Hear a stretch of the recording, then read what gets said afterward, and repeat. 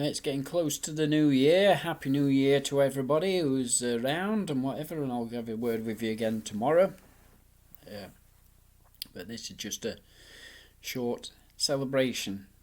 Cheers.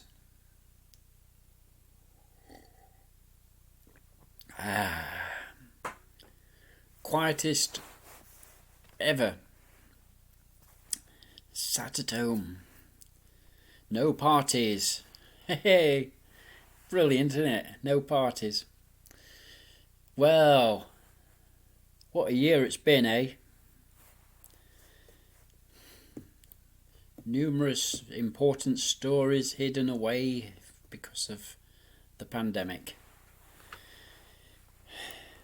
Many forgotten about that have happened.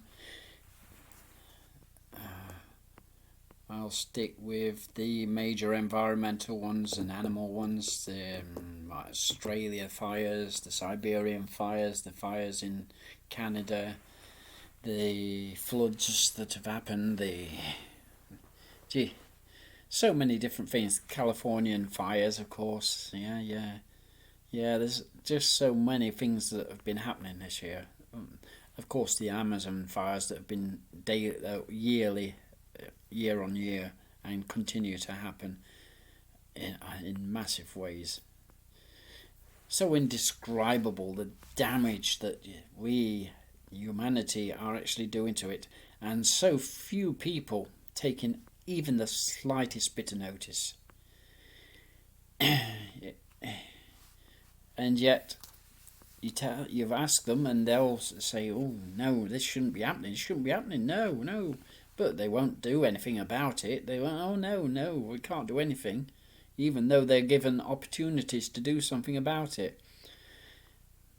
And the easiest things they can ever do is to at least sign petitions and stop consuming stuff that they shouldn't be having, stop buying products that obviously are part of the whole situation of the destruction.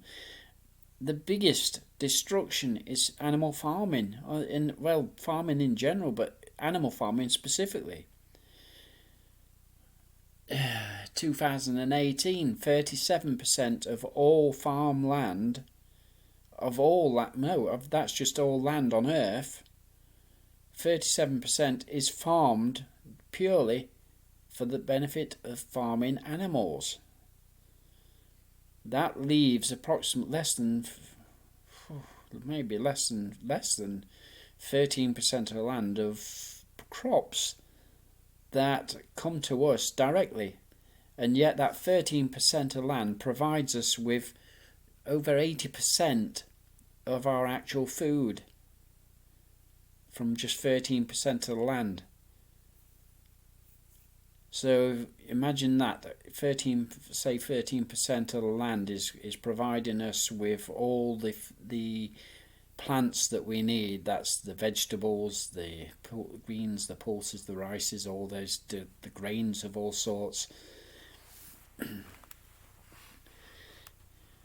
So without animal farming, we would be looking at only actually using from the 13% to about, at the most, 20% of the farmland. 20%.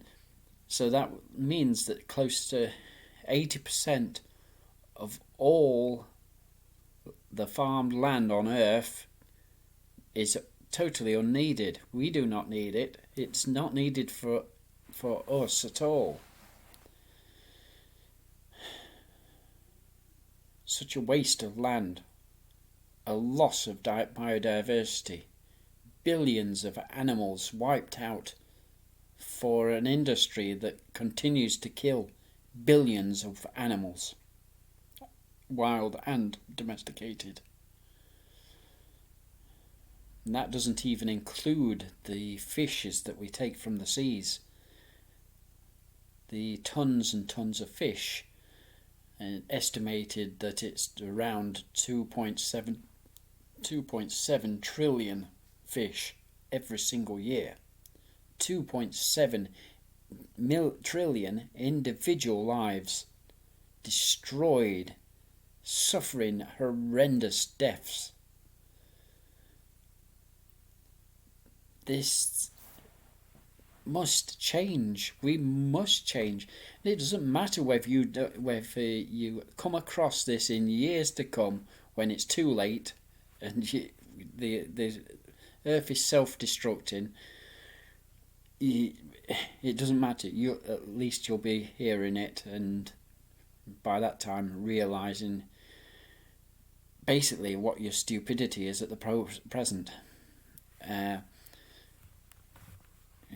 can't be less blunt than that, because that's the fact of the matter. It's the fact of what is now, what is known right now. But the vast majority of humanity is ignoring it, and it's not even what they call dissonance. That's not dissonance. It is pure ignorance.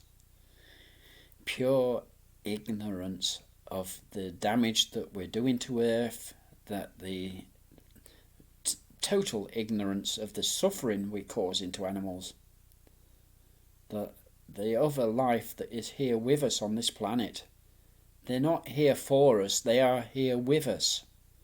They are part of life, and we're not looking after it in any shape nor form. We are actually going out there and we are destroying it.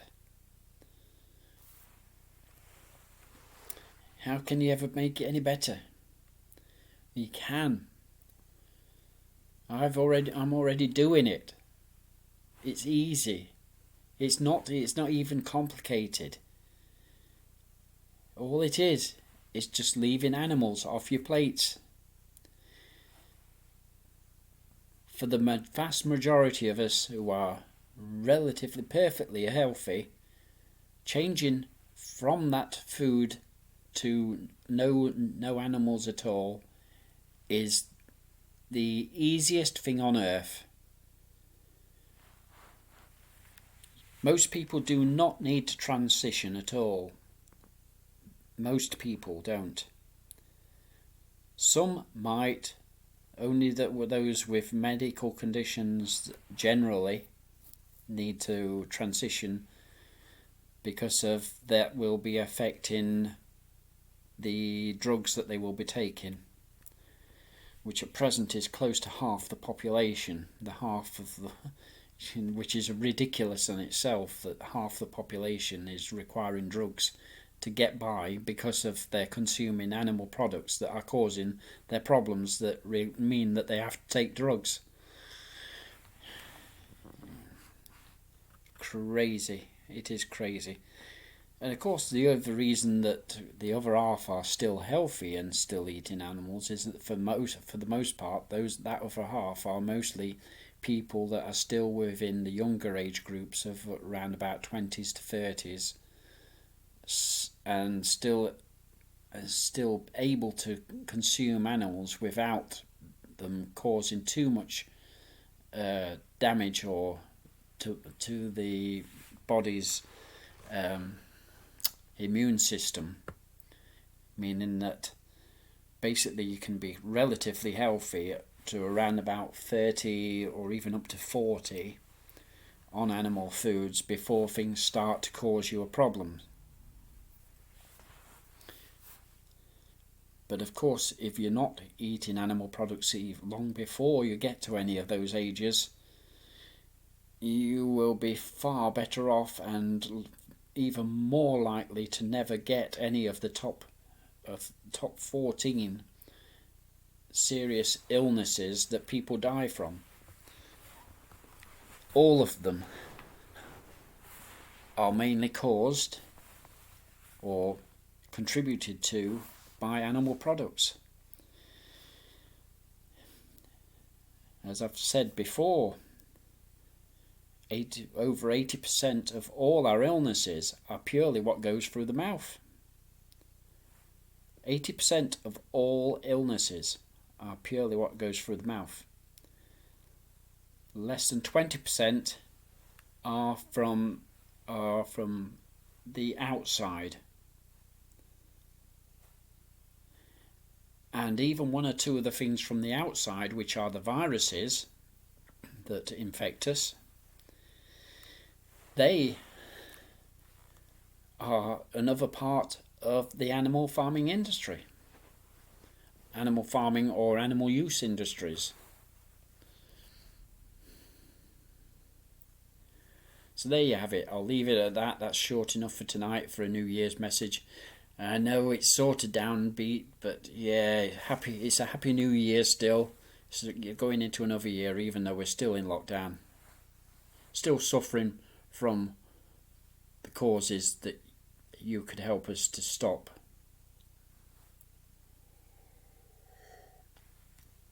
If you would take any notice.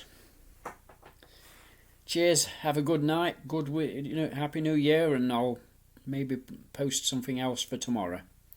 Cheers. Night.